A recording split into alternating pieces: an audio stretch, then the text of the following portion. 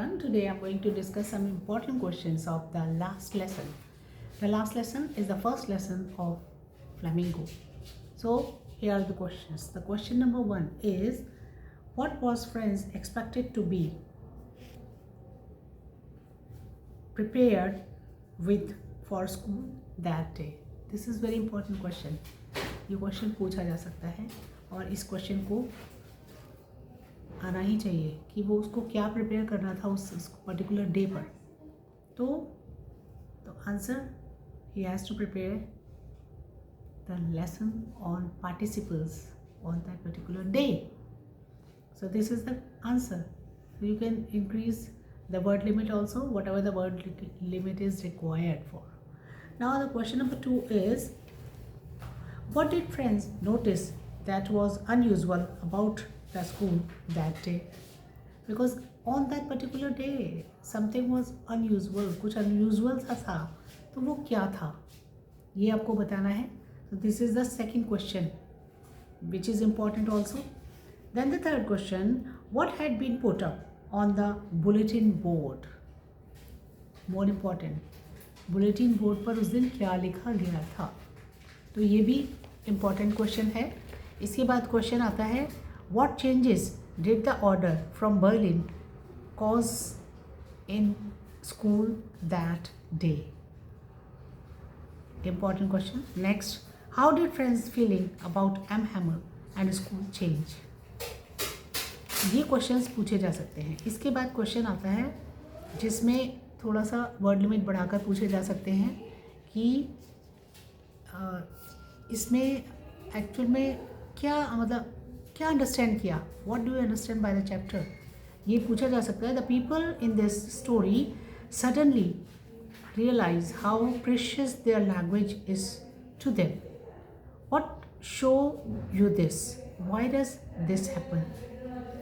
तो जैसे कि मैंने बताया था कि इस चैप्टर में मदर टंग और लैंग्वेज के ऊपर जो है डिस्कस किया गया है और ज़्यादातर emphasize the chapter is emphasizing on the importance of the mother tongue. So mother tongue के बारे में उन्हें क्या रियलाइज़ हुआ था उस दिन, क्योंकि Mister M Hamel he was teaching and he was discussing with the villagers that what you have missed. तो ये इसमें पूछा जा सकता है. तो this is very important question. इसके बाद क्वेश्चन आता है कि Franz thinks will they make them sing in German even the pigeons. What could this mean, इसका मतलब क्या है. यानी कि अब जो है यहाँ पर फ्रेंच लैंग्वेज नहीं पढ़ाई जाएगी और इसकी जगह पढ़ाई जाएगी जर्मन लैंग्वेज. तो इस तरह से, क्योंकि यहाँ अब जर्मनी का राज्य हो चुका है. तो ये क्वेश्चन इम्पॉर्टेंट है. अब लॉन्ग क्वेश्चन में कौन से क्वेश्चन आ सकते हैं ये और ध्यान देने की ज़रूरत है, क्योंकि एक लॉन्ग क्वेश्चन ज़रूर आता है. वो आपका होता है 120 to 150 वर्ड्स का एक क्वेश्चन ज़रूर दिया जाता है. तो ये क्वेश्चन इसमें हो सकता है कि when a people are involve as long as they hold fast to their language, it is as if they had the key to their prison. Can you think of examples in history where a conquered people had their language taken away from them or had a language imposed on them? यानी कि history में ऐसा होता ही है mostly कि जहाँ पर कन्क्वायर्ड करने के बाद दूसरे जब लोग जो जीत हासिल करते हैं उस पर्टिकुलर एरिया पर, तो उन्हीं की लैंग्वेज इम्पोज कर दी जाती है वहाँ के लोगों पर. तो आप इसके बारे में क्या सोचते हैं. तो ये क्वेश्चन आ सकता है, ये क्वेश्चन इंपॉर्टेंट है. इसके बाद ये लॉन्ग क्वेश्चन में आ सकता है. तो इतना ही क्वेश्चन जो है मुझे ऐसा लगता है कि इम्पॉर्टेंट है. कुछ एडिशनल क्वेश्चंस भी हैं जो इम्पॉर्टेंट हो सकते हैं, जैसे why was friends not scolded for reaching the school let that day. उस दिन फ्रेंड्स को जो है स्कोल्ड क्यों नहीं किया गया जबकि वो स्कूल लेट पहुंचा था, लेकिन उसको मिस्टर एम हैमर ने कुछ नहीं कहा. तो why, what is the reason, ये भी आपको पता होना चाहिए. तो उस दिन क्योंकि that was the last day and that was the last lesson of Mister M hammer.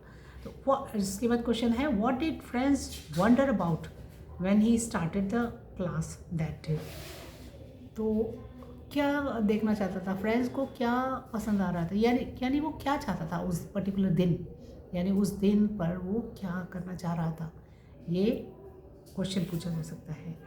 और ऐसे ही एक क्वेश्चन है, how were the parents and M Hamel responsible for the children's neglect of the French language, कि ये कैसे, मतलब ऐसे कैसे, जैसे कि मिस्टर एम हैमल बता भी रहे थे कि वो अपनी जिम्मेदारी को, रिस्पॉन्सिबिलिटी को खुद ले रहे थे। उन्होंने कहा था कि हम सभी लोग जिम्मेदार हैं और आप लोग ज़्यादा हैं, क्योंकि आप लोगों ने और हम लोगों ने फ्रेंच लैंग्वेज को सीखने के लिए बच्चों को कभी इम्पोज ही नहीं किया, कभी उनको बताया ही नहीं।